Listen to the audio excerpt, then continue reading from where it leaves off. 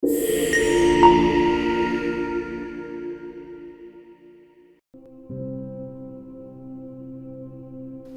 found that nothing in life is worthwhile unless you take risks. Nothing.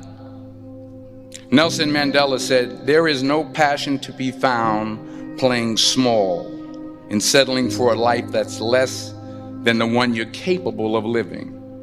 Now, I'm sure in your experiences in school and applying to college and picking your major and deciding what you want to do with life, I'm sure people have told you to make sure you have something to fall back on. Make sure you got something to fall back on, honey. But I never understood that concept, having something to fall back on. If I'm going to fall, I don't want to fall back on anything except my faith. I want to fall forward. I figure at least this way I'll see what I'm going to hit. Fall forward. This is what I mean. Reggie Jackson struck out 2,600 times in his career, the most in the history of baseball. But you don't hear about the strikeouts. People remember the home runs. Fall forward. Thomas Edison conducted 1,000 failed experiments. Did you know that? I didn't know that. Because the 1,001st was the light bulb. Fall forward. Every failed experiment is one step closer to success. You've got to take risks, and I'm sure you've probably heard that before, but I want to talk to you about why that's so important. First, you will fail at some point in your life. Accept it. You will lose. You will embarrass yourself. You will suck at something. There's no doubt about it. And I know that's probably not a traditional message for a graduation ceremony, but hey, I'm telling you, embrace it, because it's inevitable. And I should know. In the acting business, you fail all the time. Early on in my career, I auditioned for a part in a Broadway musical. Perfect role for me, I thought, except for the fact that I can't sing. So I'm in the wings, I'm about to go on stage, but the guy in front of me, he's singing like Pavarotti. He's just, and he's just going on and on and on. And I'm just shrinking, I'm getting smaller and smaller. So they say, "Oh, thank you very much, and you'll be hearing from us." So I come out with my little sheet music, and it was Just My Imagination by the Temptations. That's what I came up with. So I hand it to the accompanist, and she looks at it and looks at me and looks out at the director and was like, "All right."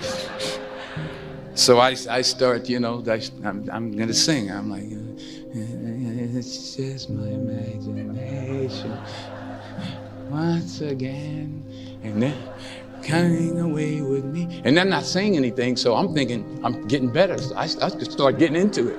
It was just my running. They say, "Oh yeah, thank you very much, Mr. Washington. Thank you." So I assumed I didn't get the job. But the next part of the audition, he called me back. The next part of the audition is the acting part of the audition. So I'm like, hey, okay, maybe I can't sing, but I know I can act. So they pair me with this guy, and again, I didn't know about musical theater. And musical theater is big, so they can reach everyone all the way in the back of the stadium. And I'm more from a realistic, naturalistic kind of acting where you actually talk to the person next to you. So I don't know what my line was. My line was, "Well, hand me the cup."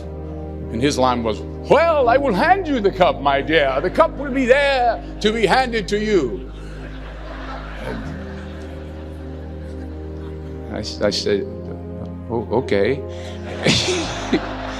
"Well, should I give you the cup back?" "Oh, yes, you should give it back to me, because you know that is my cup and it should be given back to me."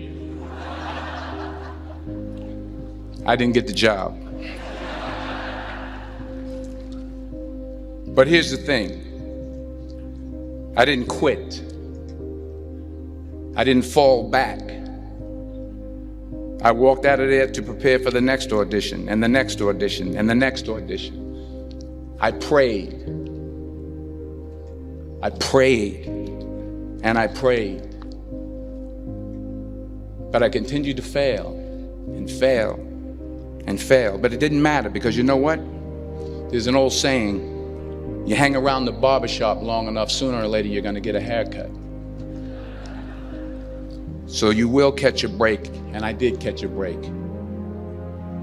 Last year, I did a play called Fences on Broadway. Someone talked about it. Won the Tony Award. And I didn't have to sing, by the way. But here's the kicker. It was at the Court Theater. It was at the same theater that I failed that first audition 30 years prior.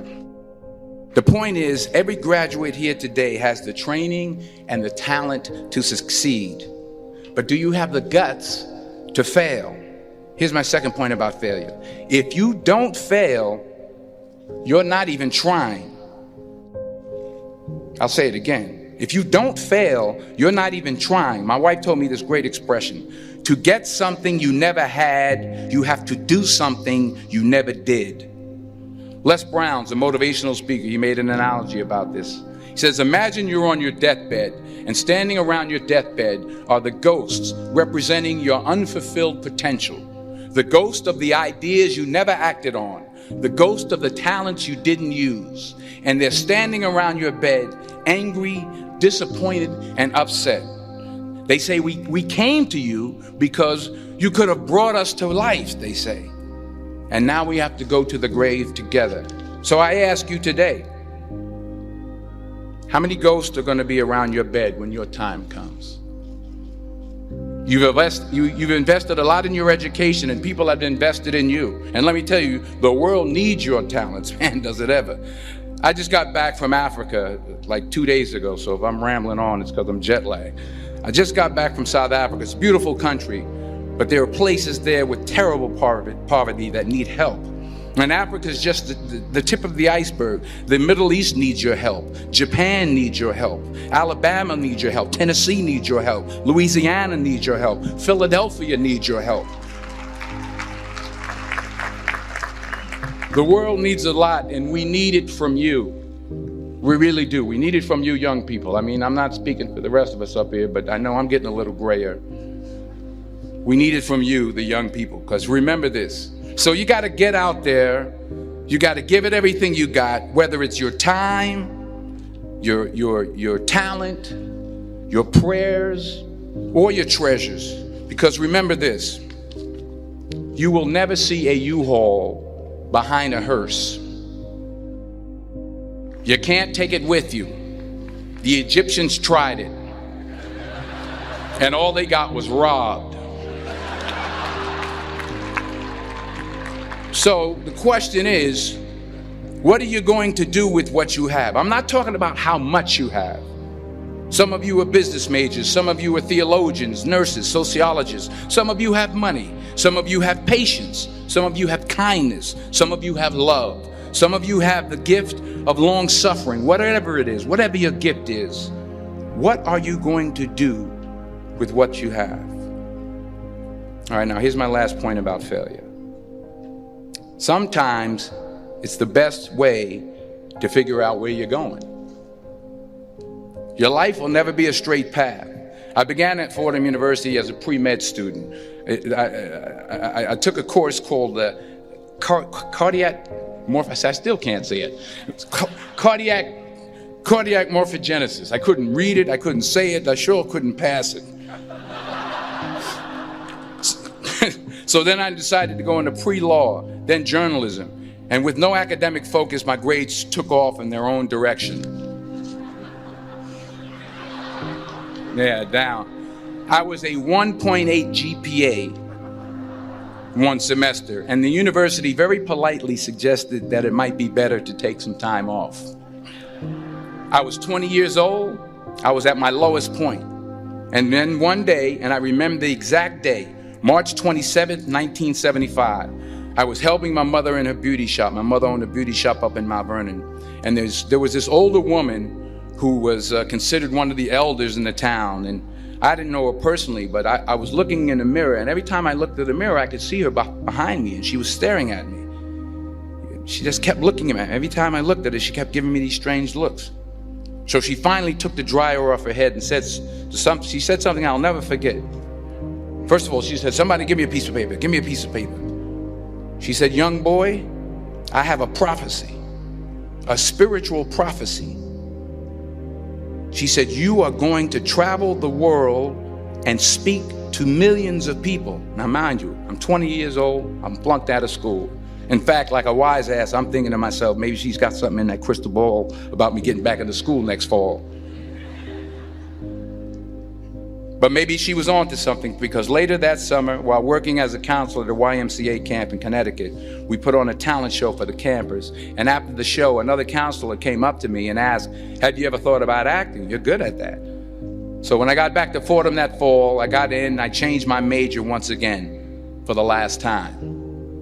And in the years that followed, just as that woman prophesied, I have traveled the world and I have spoken to millions of people through my movies. Millions who up till this day couldn't see me, who up till this day I couldn't see while I was talking to them, and they couldn't see me. They could only see the movie. They couldn't see the real me. But I see you today, and I'm encouraged by what I see. And I'm strengthened by what I see. And I love what I see.